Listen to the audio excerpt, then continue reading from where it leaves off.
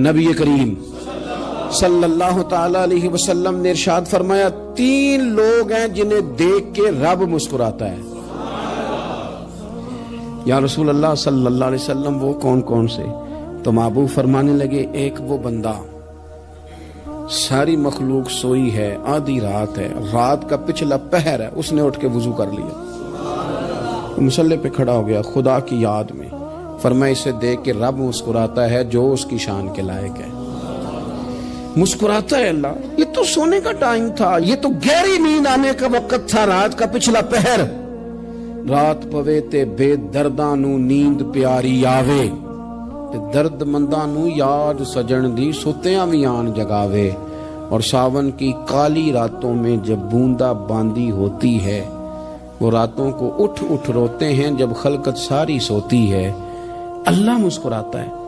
اور سننا میرے بھائی، میرے نبی پاک صلی اللہ تعالی علیہ وسلم فرماتے ہیں جب مسلمان نماز کے لیے صفیں بناتے ہیں نا، ترتیب لگ رہی ہوتی ہے، اب اللہ کی بارگاہ میں کھڑے ہوں گے، قیام کریں گے، رکوع کریں گے، سجود کریں گے، فرمایا جب مومن صفیں بناتے ہیں تو رب دیکھ کے مسکراتا ہے، مسکراتا ہے۔ کمال ہو گئے عروج بندگی کا، جب بندے کو دیکھ کے رب مسکرائے، خدا بندے سے خود پوچھے بتا تیری رضا کیا ہے، مسکراتا ہے۔ اور میرے نبی پاک علیہ السلام فرماتے ہیں جب مجاہد جہاد کے لیے صفیں سیدھی کرتے، آج تو یہ رب کے نام پہ مرنے ہی آ گئے، یہ صفوں میں کھڑے ہوں گے، ترتیب سے لڑیں گے، ترتیب سے گلا کاٹیں گے کافروں کا یا شہادت لیں گے۔ فرمایا جب جہاد کے لوگ صفیں بناتے ہیں تو رب انہیں دیکھ کے مسکراتا ہے۔ کتنے نصیبوں والا وہ بندہ ہے جسے دیکھ کے مسکرا دیا۔ او یار، کبھی تیرا بیٹا تیرے سامنے مسکرائے نا چھوٹا، تو تیرا دل باغ باغ ہو جاتا ہے۔ تیری ماں بیمار کسی ایک دن صحیح طرح ہنس پڑے تو طبیعت خوش ہو جاتی۔ مجھے بتاؤ نا جس کا رب بھی اسے دیکھ کے ہنس پڑے، جو اس کی شان کے لائق ہے، کیا اس بندے کے نصیبے ہیں، کیا اس کے مقدر ہیں۔ آپ اس مقام پر اپنے آپ کو لائیں۔ اب دیکھیں نا، یہ حدیث آپ نے سن لی، اب ہم نے نا اس طرح صفحے نہیں بنانے جس طرح ساری دنیا، اب ذرا صفحے بھی شوق سے بنائیں گے، اب ذرا تھوڑا سا شوق پیدا کریں گے۔ بھئی یہ تو میں وہ کام کرنے لگا ہوں جسے دیکھ کے رب مسکراتا ہے۔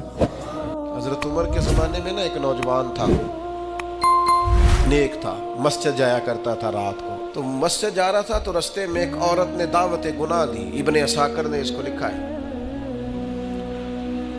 تو نوجوان تھا، خواہشات تھی، کچھ طبیعت مائل ہو گئی، ابھی ادھر جا ہی رہا تھا کہ کسی نے آیت پڑھ دی، والی من خاف مقام ربہ جنتان، جو رب کے سامنے کھڑے ہونے سے ڈرے گا اللہ 2 جنتیں دے گا۔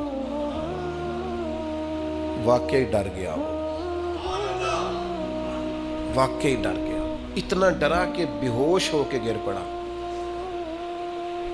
بیماری سے لوگ بے ہوش ہوتے ہیں، پیسے ڈوب گئے بے ہوش ہوتے ہیں، بچے کے غم میں بے ہوش ہوتے ہیں۔ سچ بتاؤ کبھی خوف خدا سے بھی بے ہوش ہوتا کوئی دیکھا ہے؟ ہمارے ہاں تو روز مرہ ہی نہیں ہے بھائی، اور بڑی باتیں ہیں بے ہوش ہونے کی، ڈرنے کی، غش کھانے کی۔ بے ہوش ہو کے گر پڑا، بوڑھے باپ کو کسی نے بتایا بچہ بے ہوش پڑا ہے، اٹھا کے گھر لائے، گھر لا کے کہا بیٹا کیا ہوا؟ نوجوان ہے، چڑھتی جوانی ہے، پر پاکیزہ بڑی ہے۔ کہنے لگا ابا جی گناہ کی طرف چلا گیا تھا، پر میں نے آیت سن لی جو اللہ کے سامنے کھڑے ہونے سے ڈرے گا رب 2 جنتیں دے گا، میں ڈر گیا تھا، رب واقعی 2 جنتیں دے گا۔